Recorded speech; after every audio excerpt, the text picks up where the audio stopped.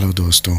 तो आज मैं लेके आया हूँ मार्वल सिनेमैटिक का एक बहुत मशहूर कैरेक्टर जिसका नाम है ब्लैक विडो। तो मूवी के स्टार्टिंग में हमें नताशा को दिखाया जाता है जो साइकिल चला रही होती है और ये हमें सन 1995 ओहियो की कहानी दिखाई जा रही है। फिर नताशा और उसकी बहन येलेना आपस में खेल रहे होते हैं। खेलते खेलते येलेना गिर जाती है। फिर वहाँ उसकी मॉम मेलिना आ जाती है। येलेना को समझाती है कि दर्द ही इंसान को मजबूत बनाता है। उसके बाद ये लोग अपने घर जाते हैं और डिनर रेडी करते हैं और इतने में इन बच्चों का डैड भी आ जाता है जिसका नाम है एलेक्सी। मेलिना और एलेक्सी आपस में बातें करते हैं और मेलिना एलेक्सी से पूछती है हमारे पास कितना वक्त है। उसके बाद एलेक्सी चेयर पे बैठता है और बच्चों से बोलता है याद है ना मैंने कहा था एक दिन बड़े एडवेंचर पे जाएंगे, और अपनी चेयर से उठ के एक रूम पे चले जाता है और गन्स को रेडी करने लगता है।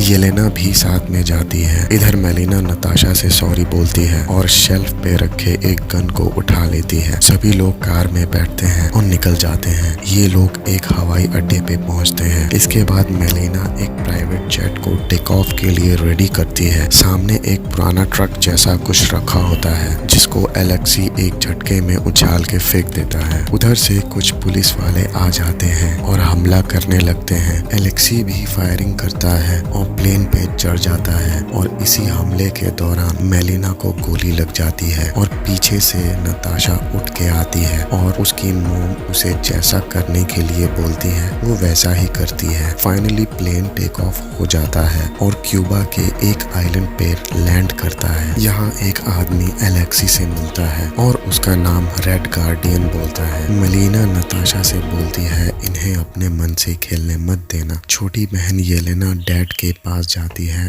और एक सोल्जर उसे पकड़ लेता है। नताशा उसका गन निकाल लेती है और बोलती है इसे छूना मत। एलेक्सी गन लेता है और उन्हें कुछ समझाने लगता है। तभी पीछे से दो सोल्जर आके इन्हें इंजेक्ट कर देते हैं और ये लोग बेहोश हो जाते हैं। फिर इन्हें एक प्लेन में डाल दिया जाता है। इसके बाद सीन स्विच होता है यंग नताशा की तरफ। यहाँ कुछ पुलिस वाले नताशा को पकड़ने आते हैं पर वो उस होटल में होती ही नहीं है। वो तो एक शिप में होती है और मोबाइल को पानी में फेंक देती है। सीन कट होता है और हमें मोरक्को दिखाया जाता है जहाँ येलेना भी बड़ी हो चुकी है और एक मिशन पे है। ये लोग एक लड़की का पीछा करते हैं जिसके हाथ में एक सूटकेस होता है। येलेना उसे मार देती है बट वो लेडी उसके चेहरे पे कोई रेड गैस केमिकल टाइप का छोड़ देती है और अचानक से ऐसा लगता है येलेना होश में आ जाती है और बोलती है ये मैंने क्या कर दिया। अब येलेना को समझ आ जाता है कि कोई उसके दिमाग को कंट्रोल कर रहा है। वो अपने थाइज में लगे ट्रैकर को निकाल देती है। इसके बाद हमें टास्क मास्टर को दिखाया जाता है। सीन स्विच होता है नताशा की तरफ जो नॉर्वे में होती है और एक घर में आती है। यहाँ एक आदमी भी होता है जो नताशा की जरूरत की चीजों को लाके देता है।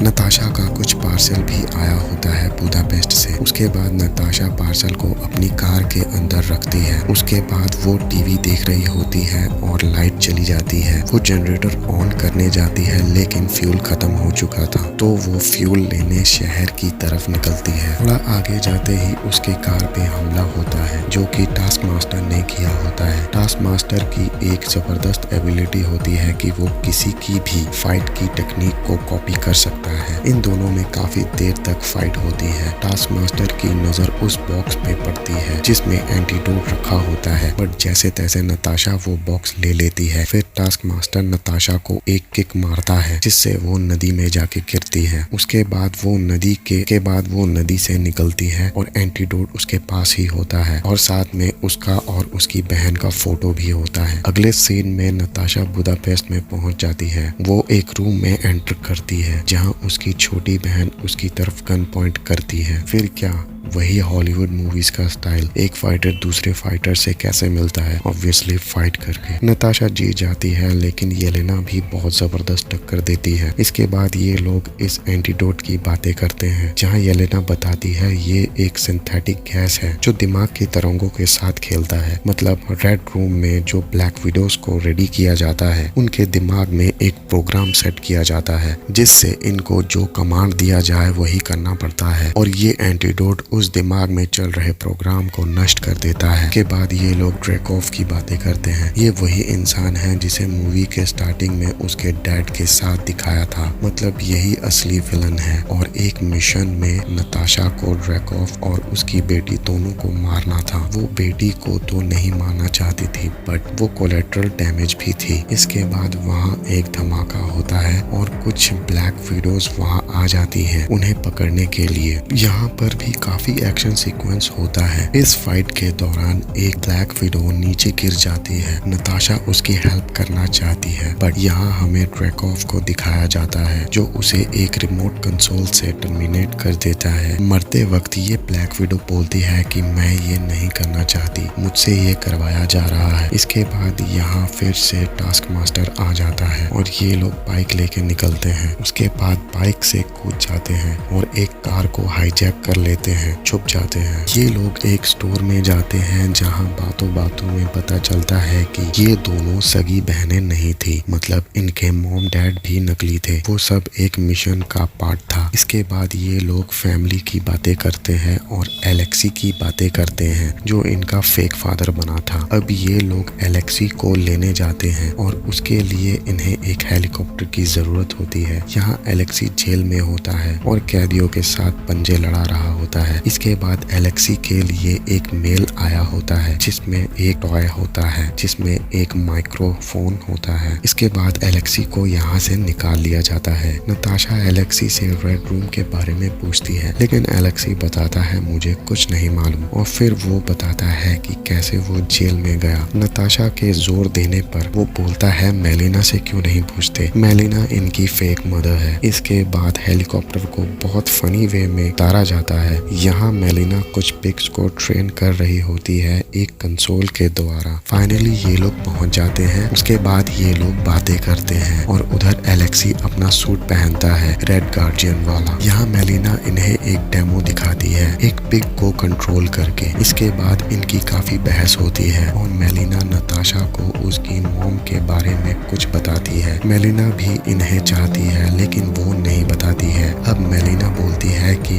उसने रेड रूम को अलर्ट कर दिया है और वो कभी भी आ सकते हैं। एलेक्सी बात कर रहा होता है, तभी अचानक से रेड रूम वाले पहुंच जाते हैं। एलेक्सी को बहुत सारे इंजेक्शन से फायर किया जाता है और वो बेहोश हो जाता है। येलेना वहां से निकलती है और देखती है वहां नताशा बेहोश पड़ी है। तभी वहां मेलिना आती है और येलेना को शॉकवेव देके बेहोश कर देती है। फाइनली ये लोग रेड रूम तक पहुंच जाते हैं जो कि एक फ्लोटिंग एयरशिप है। यहाँ हमें और ब्लैक विडो को दिखाया जाता है जो कि ट्रेनिंग ले रही होती है। फाइनली मेलिना ड्रैकोव से मिलती है और ये लोग बात करते हैं कि अभी सिर्फ येलेना पे ही एंटीडोट का असर हुआ है। इसके बाद ड्रैकोव को पता चलता है कि ये मेलिना नहीं है बल्कि उसका नकाब मास्क नताशा पहन के आई है, मतलब ये सब नताशा का प्लान था। वहाँ टास्क मास्टर भी होता है। फिर सीन स्विच होता है एलेक्सी और मेलिना की तरफ जिसने नताशा का मास्क पहना था। फिर मेलिना येलेना से बात करती है और उसे बताती है कि उसके पास एक नाइफ है और उस नाइफ की मदद से येलेना वहाँ से निकल जाती है। इधर नताशा ड्रैकोव से पूछती है कि उसकी मॉम का नाम क्या है। ड्रैकोव बताता है कि कैसे उसने नताशा की मॉम को मारा और एक पेड़ के नीचे दफना दिया और नाम लावारिस बताता है। इसके बाद ड्रैकोव अपनी बेटी के बारे में बात करता है और फाइनली यहाँ हमें पता चलता है कि टास्क मास्टर ही ड्रैकोव की बेटी है जो बम धमाके में तो बच गई थी लेकिन उसका चेहरा खराब हो गया है और ड्रैकोव ने अपनी बेटी के दिमाग में भी एक चिप सेट किया है जिससे वो उसे कंट्रोल करता है। इसके बाद नताशा ड्रैकोव को मारना चाहती है लेकिन नहीं मार पाती क्योंकि प्रोग्रामिंग के वक्त इनमें फेरानॉर्मल परफ्यूम डाला जाता है, मतलब अगर नताशा इसे स्मेल करेगी तो इसे नहीं मार पाएगी और एक बार सूंघ भी लिया तो भी नहीं। सीन स्विच होता है एलेक्सी और मेलिना की तरफ जहाँ टास्क मास्टर पहुंच जाता है। मेलिना शिप के कंट्रोल रूम में पहुंच जाती है उसे ओवरराइड करने के लिए, लेकिन ड्रैकोव को पता चल जाता है और डोर को लॉक कर देता है। इसके बाद नताशा ड्रैकोव को उकसाती है। मेलिना उस कंट्रोल रूम से निकल जाती है। ड्रैकोव नताशा को बताता है कि कैसे वो ये सब कंट्रोल करता है बस एक छोटे से डिवाइस से। फिर सीन स्विच होता है मेलिना के रूम में जहाँ वो बताती है ड्रैकोव से कैसे लड़ा जाए और वो कंसोल हासिल कैसे किया जाए। मेलिना बताती है कि अगर ड्रैकोव को मारना है तो नताशा को अपना नेजल, जहाँ से हमें स्मेल का पता चलता है, वो तोड़ना पड़ेगा। फिर नताशा अपना नेजल तोड़ लेती है। अब वो ड्रैकोव को मार सकती है। मेलिना को चारों तरफ से घेर लिया जाता है और वो एक ग्रेनेड लॉन्चर से रूफ पे हमला करती है और स्पेसशिप का एक इंजन भी खराब हो जाता है। इधर एलेक्सी और टास्क मास्टर अभी भी लड़ रहे हैं। अचानक से येलेना आके टास्क मास्टर को एक रूम में बंद कर देती है।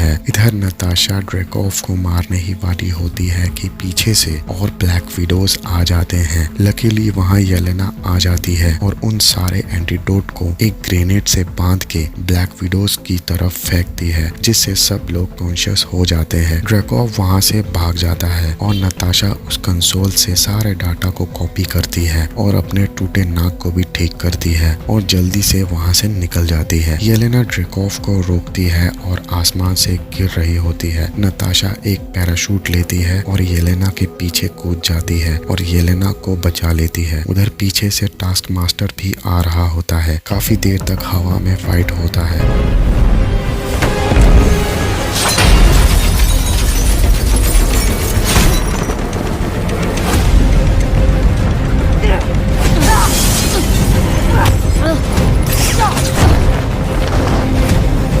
और फाइनली ये लोग नीचे पहुंच जाते हैं। नताशा बहुत चालाकी से उसका मास्क उतार देती है और एंटीडोट को तोड़ देती है। वो ठीक हो जाती है और नताशा उससे माफी मांग लेती है। उसके बाद सभी आपस में मिलते हैं और मूवी का दी एंड हो जाता है। तो दोस्तों, कैसी लगी आपको ये मूवी? प्लीज कमेंट सेक्शन में जाके जरूर बताएं। और हाँ, ऐसे ही जबरदस्त एक्सप्लेनेशन के लिए आप मेरे चैनल को जरूर सब्सक्राइब कर लें।